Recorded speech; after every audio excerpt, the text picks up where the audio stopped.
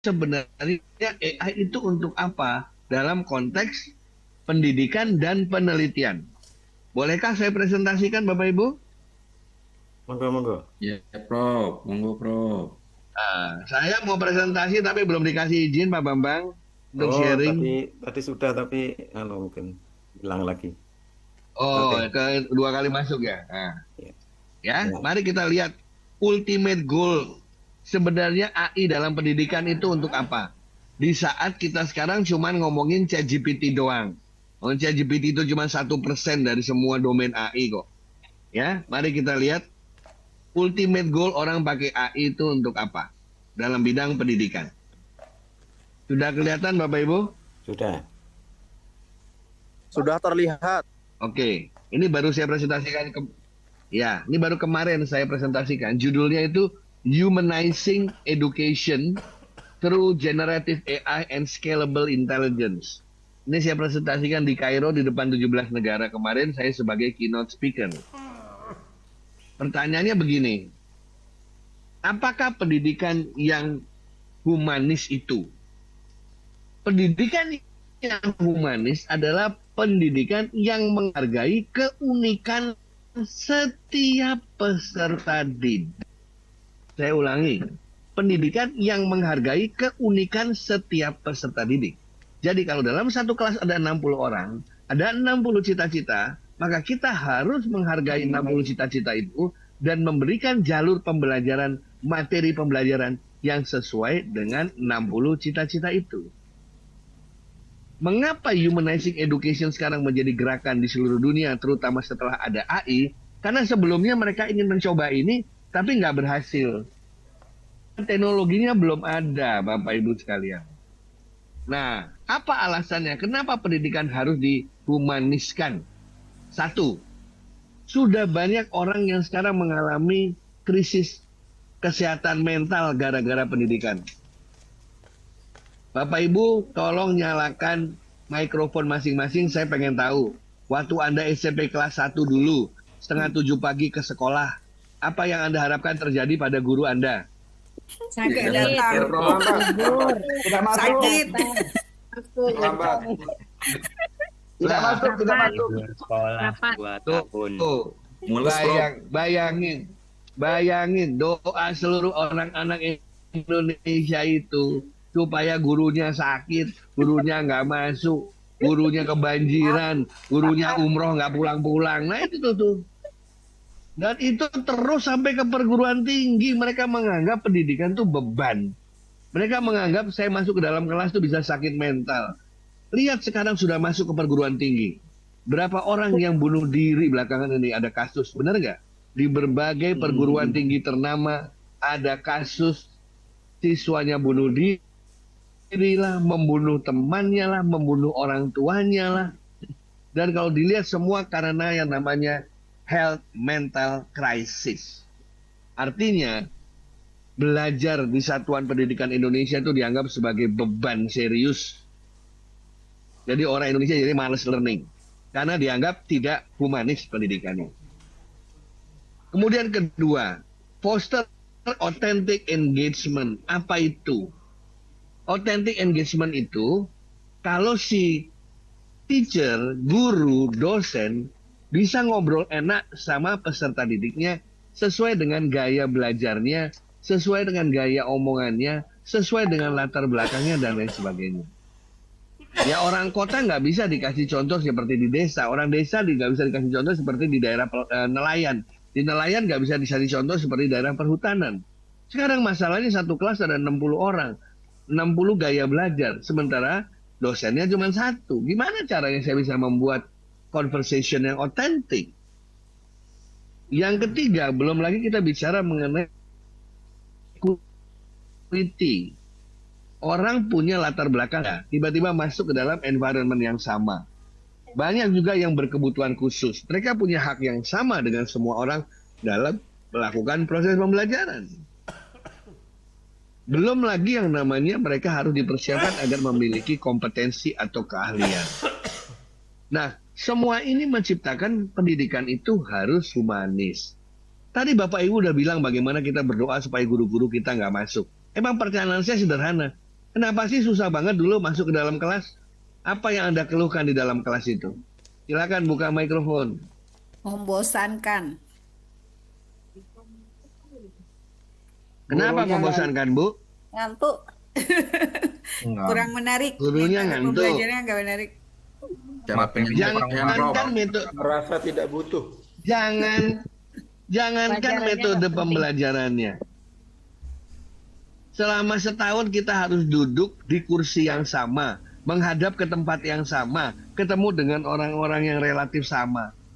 Bertahun-tahun, apa kita nggak gila gitu kan ya? Bosan. Nah, ada lagi yang lebih aneh lagi. Kita diajarkan sesuatu yang belum tentu di kemudian hari akan kita pakai. Ya benar. Udah. Mau kasih contoh nggak? Mau saya kasih contoh nggak? Kasih Prof, Oh. kasih Prof. Kasih. Asik, Ini Prof. ada Bu Mustafidah ya, Bu Mustafidah ya. Tuh. Bu, Yeah. besok Ibu ke pasar tradisional, Ibu tanya ke mbok-mbok di pasar, berapa harga 1 kilogram Orisa Sativa? Apa itu? Nggak tahu, yang jual nggak tahu. Siapa masih ingat Padi, Orisa padi. Sativa itu apa? Ayo. Padi, Hah? Singkong. padi, Padi. Ya. Padi, beras kan? beras. Nah, tapi kenapa Anda nanya 1 kilogram beras? Dulu kan dibilang beras itu Orisa Sativa. Kalau Anda nggak hafal, nggak naik kelas tuh. Pak Bambang, Ya, Mas Bambang, yes. Mas Bambang, mohon maaf saya bertanya, mertua masih ada? Oh, habis sudah nggak ada. Habis. Kalau ipar Ipar ada. ada ya. Nanti Mas Bambang tanya sama iparnya, Mas, aku mau nanya apa? Mas itu tergolong ovovivipar atau vivipar atau karnivora gitu tanya. Nah, dulu kalau nggak hafal ovovivipar, karnivora, herbivora, moluska, itu nggak lulus loh dulu itu. Biologinya nggak lulus. Pertanyaannya lah dulu kita suruh ngapal itu nggak opo. Nanti Anda ke Indomaret atau ke Alfamaret tanya berapa harga C12 H22 O11.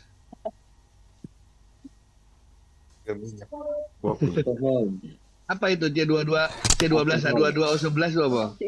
Air. C12 H22 O11. Gula itu ada beli glukosa itu. Oh, C. Nah, ini yang menyebabkan pendidikan kita tuh dianggap tidak humanis. Aku dijanjin sama guruku nanti ini akan dipakai di dalam hidupmu. Masalah yang membuat kita stres di dalam pendidikan kita adalah guru biologi ingin kita jago biologi, guru fisika ingin kita jago fisika, guru matematika ingin kita jago matematika, guru olahraga ingin kita jago olahraga, guru bahasa Indonesia ingin kita jago bahasa Indonesia. Padahal saya tahu guru fisika saya nggak bisa bahasa Inggris itu. Gimana kita nggak stres?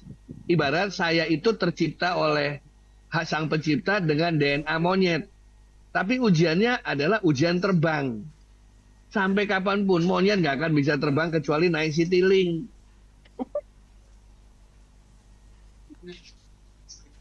Saya punya teman DNA-nya gajah bisa narik barang berat, tapi disuruh nyelem. Sampai kapanpun gajahnya nggak akan bisa nyelem. Itu yang dianggap pendidikan tidak humanis. Nah, makanya AI bisa ngapain? AI menawarkan 8 hal. Ini yang dilakukan pendidikan-pendidikan kampus-kampus dunia. Baca nomor 1, Bapak Ibu. Apa tulisannya itu? Hyper personalized learning path. Hyper personalized learning path. Udah stop, gak usah bicarain ChatGPT, gak usah bicarain Gemini. Pakai ChatGPT, pakai Gemini untuk membuat hyper personalized learning path. Coba teman-teman iseng, Bapak Ibu ya, iseng ChatGPT dibuka. Kemudian ngomong sama ChatGPT gini, kalau saya ingin menjadi ahli e-government, ngambil kurikulum S1, boleh ngambil dari mata kuliah manapun yang ada di seluruh Jogja, dari kampus yang berbeda, kira-kira kurikulumnya kayak apa ya? Mau kita coba Pak Bambang? Bisa? Deh. Ya ini saya mau Kita coba ya. Ya, tapi jangan ribut ya hasilnya ya. Ayo kita coba. Saya melihat muka-muka ketidakpercayaan. Kita akan pakai ChatGPT dengan konteks yang berbeda. Konteks personalized curriculum. Saya buka ChatGPT saya. Kemudian saya akan share. Ini saya share. Sebentar. Mana ChatGPT lagi? Apakah udah kelihatan ChatGPT saya? Ya. Ya. Udah? Ya.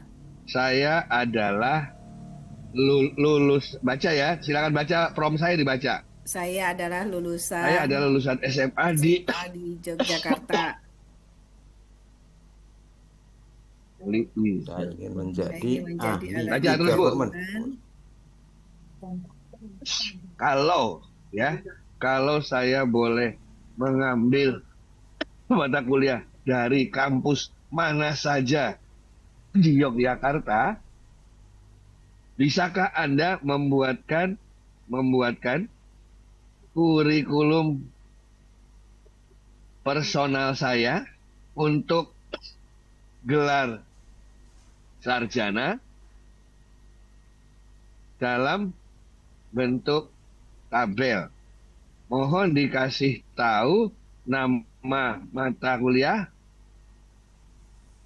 asal perguruan tinggi, dan alasannya.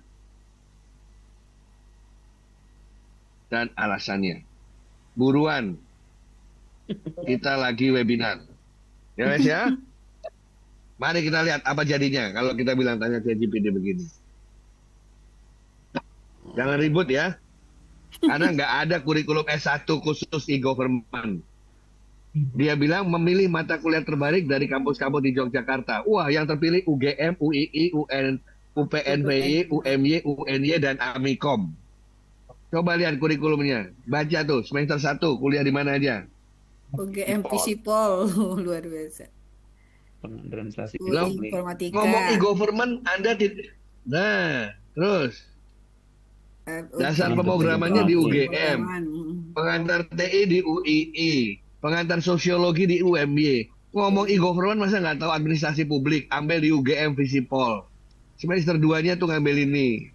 Dasar sistem informasi di Amikom, hukum dan etika TI di UII, statistika dasar di UNY.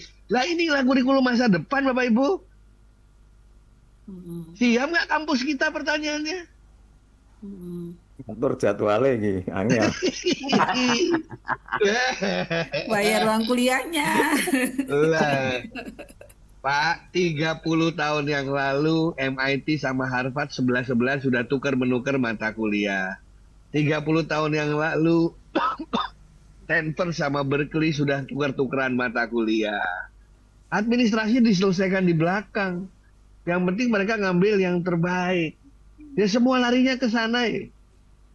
Nah, jadi makanya sekarang keluar yang istilahnya e-learning, MOOC, dan lain sebagainya. Jadi di luar negeri itu kecenderungannya, kalau Anda terdaftar di satu perguruan tinggi, 50% harus ngambil di situ. Sisanya terserah dari perguruan tinggi lain. Dari yang terbaik sesuai dengan cita-cita Anda. Itulah gunanya MOU. MOU sama perguruan tinggi yang kita boleh mengambil mata kuliahnya dari dia. Nah, itu contoh penggunaan ChatGPT untuk personalized curriculum. Atau sekarang dibalik deh. Dipaksa misalnya cuma ngambil di UGM saja. Cuma ngambil di UPN saja. Cuma ngambil di Amikom saja misalnya. Tapi akan terjadi lintas fakultas. Benar nggak? Karena beda-beda orang cita-citanya. Mana mungkin mau jadi ahli e-government. Ahli e-government yang penting E-nya atau government-nya. E-learning itu yang dipelajari E-nya atau learning-nya. Learning-nya. Tahu maksudnya Bapak Ibu ya? Pasti interdisipliner kalau ada EE itu. Kalau saya bilang smart city coba.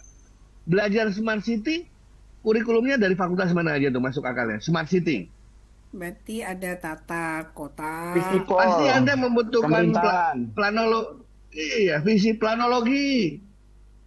Perencanaan wilayah perlu nggak? Perlu. Perlu. Pelayanan publik. Nah, Kemudian terkait dengan pelayanan publik, sipil, ya, arsitek, transportasi, benar nggak? benar. Nah, itulah kurikulum Masaki, Bapak Ibu sekalian. Jadi AI-nya itu bukan untuk ngerjain tugas, sudah kuno itu. AI-nya dipakai untuk membuat pembelajaran yang personalized. Itu baru contoh pertama dari 8 kegunaan AI tadi yang saya sampaikan. Ya, sekarang kita lihat yang kedua misalnya. Yang kedua itu AI untuk apa? Jadi ini AI untuk hyper personalized learning path. Nah, kerjaannya Prof. Tri, Pak Bambang, Pak Nurul itu membuat AI di bawah tuh. Adaptive Learning Algorithm, NLP for Sentiment Analysis, Knowledge Tracing Models. Tujuan utamanya adalah tercipta hyper personalized learning path alias hyper personalized curriculum. Itu pertama. Yang kedua, AI-nya untuk apa yang kedua? Bisa dibaca, Pak? On demand culture. Responsive material. On demand culture. Oke. Kalau anak ini ingin membangun kota di Makassar, di ujung pandang, dengan ingin membangun kota di Aceh, ingin membangun smart city di Pulau Seribu, apakah sama materialnya? Apakah konteksnya sama? Beda, Prof. Tergantung budayanya. Beda kan ya? Nah, bisakah Anda menciptakan customized material dengan menggunakan retrieval augmented generation atau multilingual fine tuning, ya, atau culturally adaptive AI framework? Jadi kalau ingin membangun kota smart di daerah pulau, beda dengan di daerah suburban, beda dengan di daerah perhutanan misalnya. Jadi materi pembelajaran itu disesuaikan juga walaupun dia berada di kelas yang sama. Jadi tugas orang computer science banyak nih membuat ini semua untuk teman-teman yang lain. Ketiga, tahu dari mana mahasiswa di dalam kelas tuh ngerti apa enggak? Bapak Ibu kalau melihat mahasiswa dalam kelas tahunya dia ngerti atau enggak, piye caranya? Dari mimi wajah juga bisa. Dari pertanyaan. Pertanyaan, mimik wajah. Nah, kalau kita lihat orang-orang politik kan mereka mulai menganalisis berdasarkan gestur badan, berdasarkan micro expression, berdasarkan face recognition, berdasarkan dengan tone atau suara. Nah, itu AI bisa membantu dosen untuk tahu mana siswa yang sudah memahami, sudah menguasai dengan yang masih bingung. Itu AI dipakai untuk itu. Bagaimana? Jadi dosen itu bisa tahu siapa yang harus dia bantu, siapa yang tidak.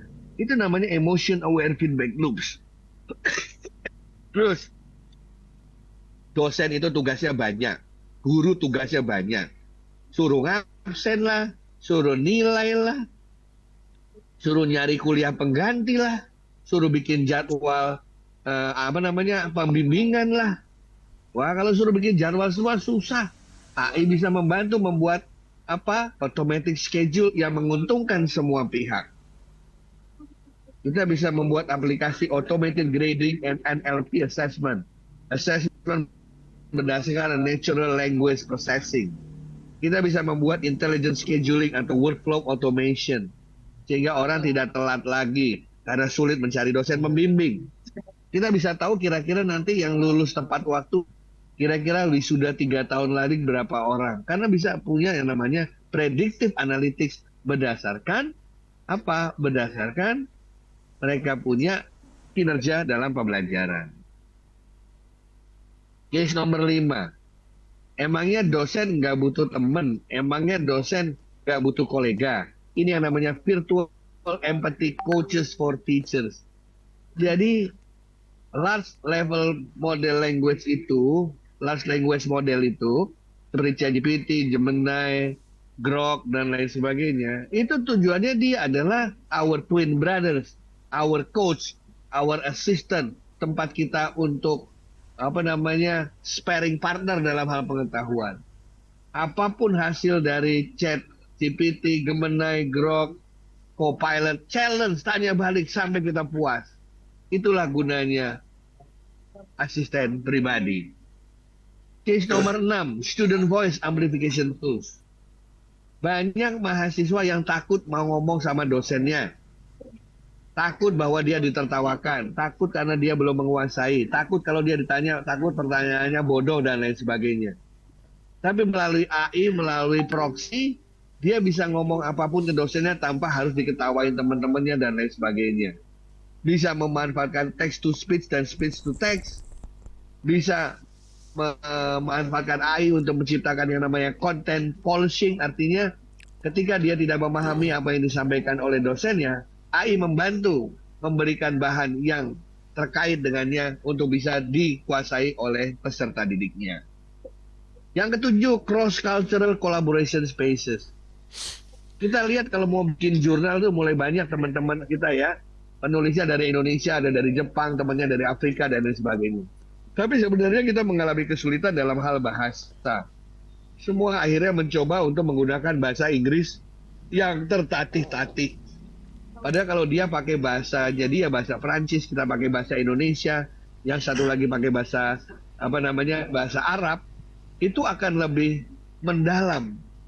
Bisakah kita membuat AI yang bisa membantu kita untuk bisa saling bertukar ngomong, tapi real time?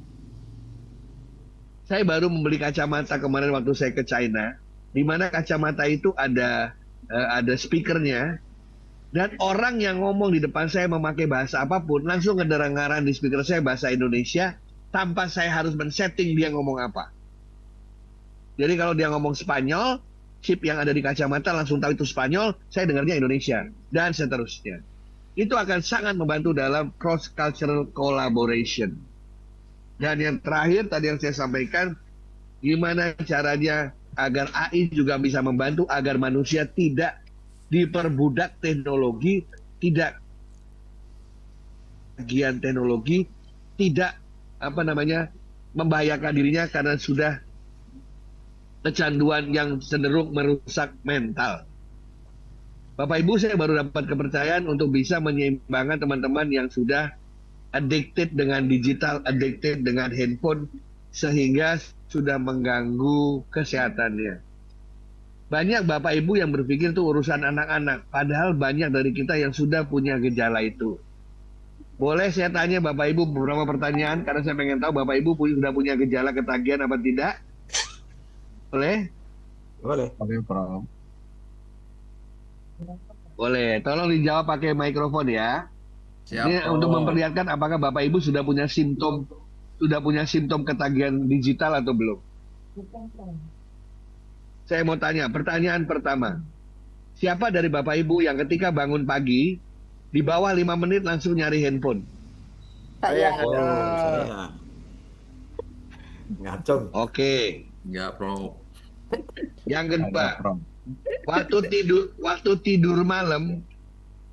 tidur malam, berapa jarak Anda dengan handphone Anda? 2 meter. Gitu ke Pakai Prof. bantal. 1 milimeter. 1 meter, Prof. Meter. Oke. 2 meter, Tidur, Prof. Prof. Pertanyaan ketiga. Ketika Anda lagi ngobrol sama teman Anda, terus tiba-tiba handphone berbunyi notification, tidit, tidit. Pembicara Langsung Anda terputus, buka. Anda ngelirik ke handphone apa tidak? Putus. Prof. Kalau saya Pagi notifikasi tak notifikasi. matikan. Dari Kalau bank. jawabannya iya semua, artinya Anda udah kena stadium 2 lah. Iya, Prof. Betul itu. Kita ini Bapak Ibu, AI itu bisa membantu kita untuk mulai detox. Tahu nggak detox AI seperti apa? Detox AI itu seperti begini.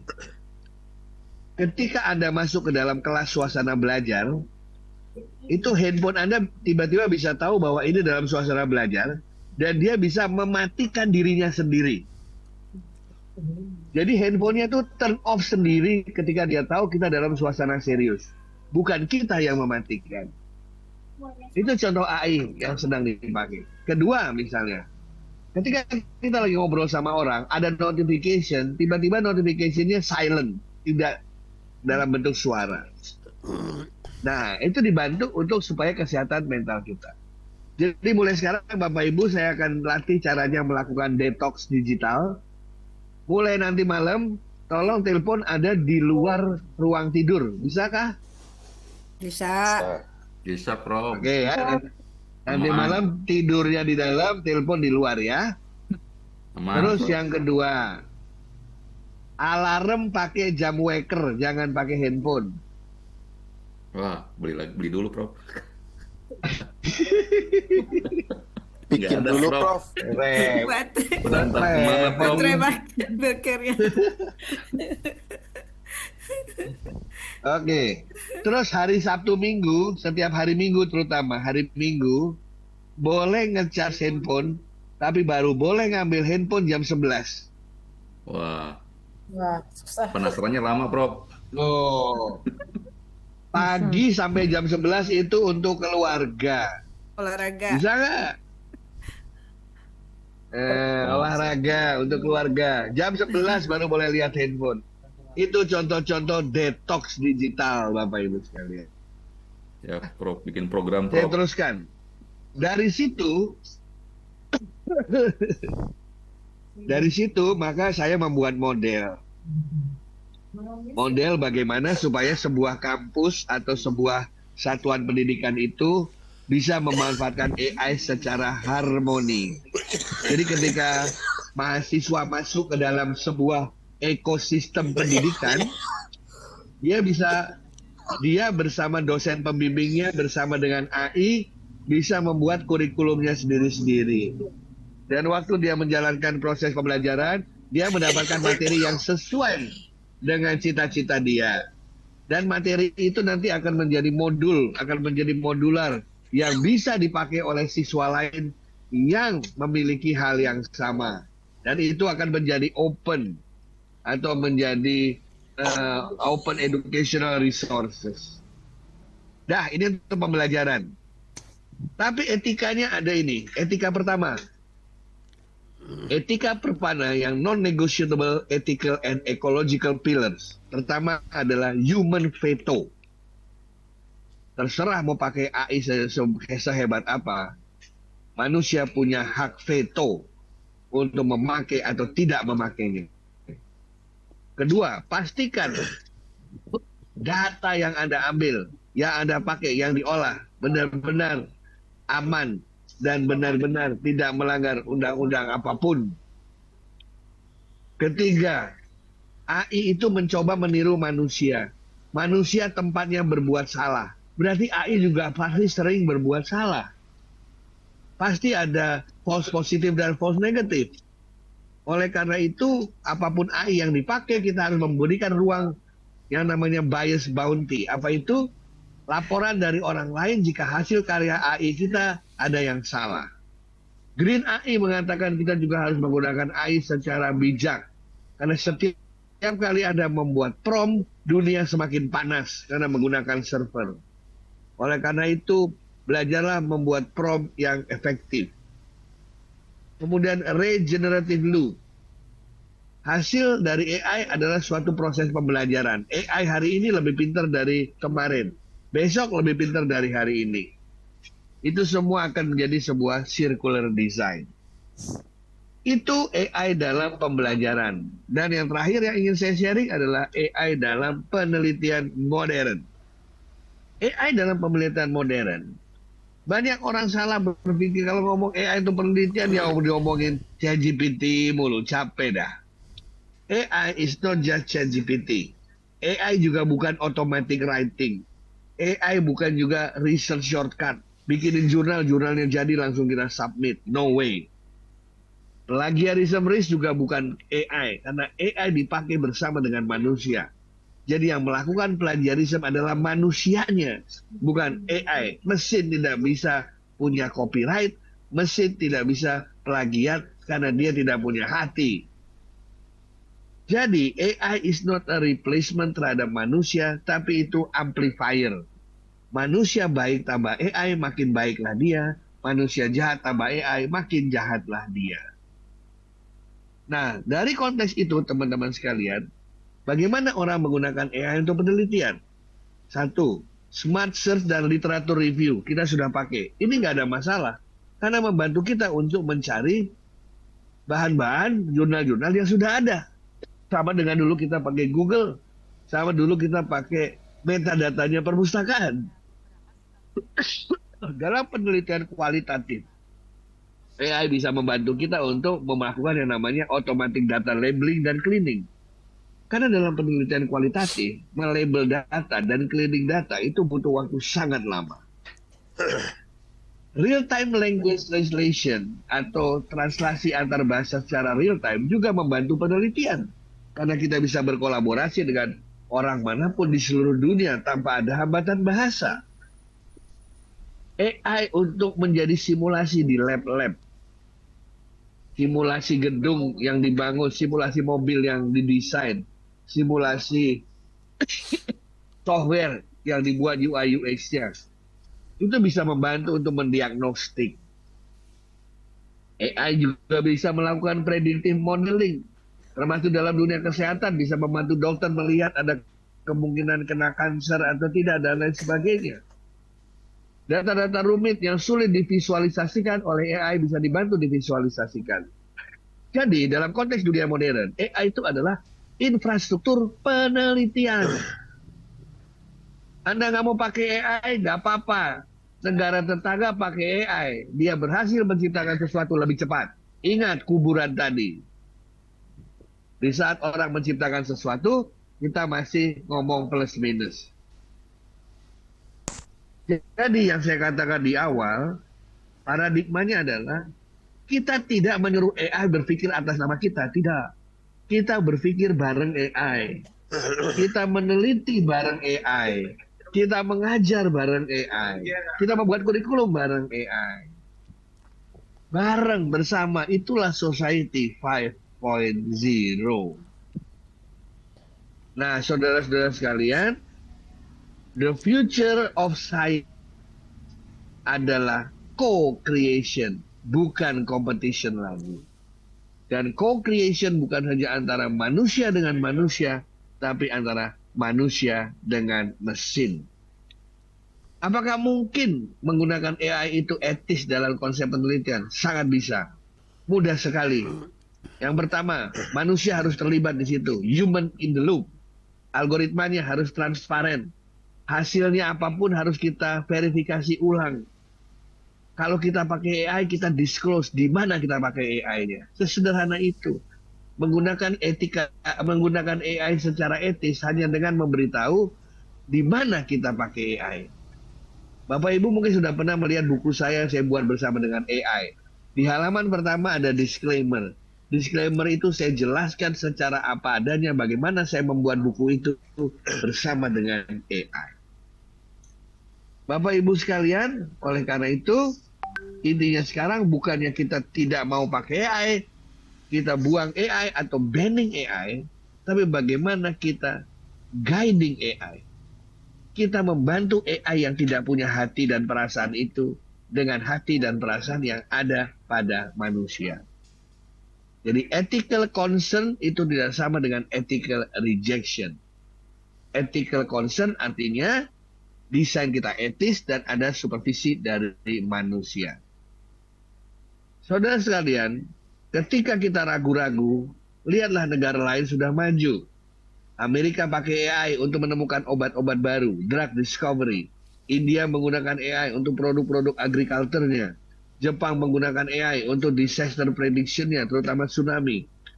European Union pakai AI untuk climate modeling. Kalau kita menolak AI karena takut, malah kita tidak etis. Kita malah menjadi manusia tertinggal. Saudara-saudara sekalian, nanti kita akan masuk ke Society 6.0, Cyber Cognitive System. Di mana kita seperti Tony Stark ditemani dengan Jarvis, Kapten Picard ditemani dengan data, Skywalker ditemani dengan R2 dan si Linda ditemani dengan Terminator. Nah, inilah Sosial 6.0. Oleh karena itu, saya tutup dengan hal yang sederhana. Masih ingat dulu pepatah atau masukan dari Alvin Toffler dan John Naismith? Di zaman sekarang ini, kalau Anda tidak pengen punya culture shock, high tech dan high touch. Imbangi high tech dengan high touch. High tech tanpa high touch, maka akan terjadi dehumanisasi. Saya ulangi, high technology tanpa high touch akan menjadi dehumanisasi. Sementara high touch tanpa high tech, yang terjadi adalah stagnasi. Dua-duanya harus kita pakai. Dan pada akhir presentasi saya, Bapak Ibu melihat tanda warna biru warna bulat? Ini saya nyatakan kepada Bapak Ibu semua bahwa presentasi yang baru saya bikin bareng dengan AI dengan cara proses iteratif. Jadi saya bersama AI sama-sama membuat presentasi ini dengan cara kita berinteraksi, saling ngobrol sampai terciptalah presentasi ini. Demikian Bapak Ibu sekalian sharing yang bisa saya sampaikan.